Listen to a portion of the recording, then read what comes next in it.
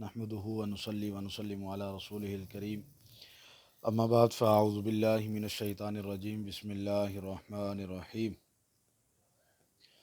اللہ رب العزت کا لاکھ بار شکر ہے اور کروڑہ بار احسان اللہ کا کہ مالک کریم نے ہمیں ایک بار پھر ماہ صیام عطا فرمایا ہے شکر رحمت رحماں کی آمد آمد ہے، خدا کے فضل سے رحمان کی، خدا کے فضل سے رمضان کی آمد آمد ہے۔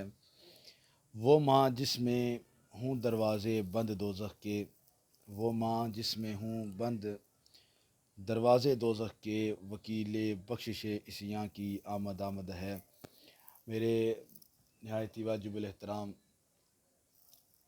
بزرگوں دوستو، جو ہی ماہ رمضان کی آمد کا سلسلہ ہوتا ہے تو سوشل میڈیا پہ ایک میسیج، ایک پوسٹ وائرل ہوتی ہے کہ جس نے رمضان کی خوشخبری سب سے پہلے سنائی اس پر جنت واجب ہو جاتی ہے۔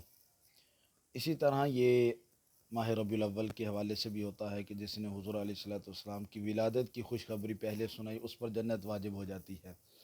تو اس حوالے سے ضروری مسئلہ جو ہے وہ شیئر کر رہا ہوں، تو کوشش کیجیے کہ اس پر عمل بھی ہو۔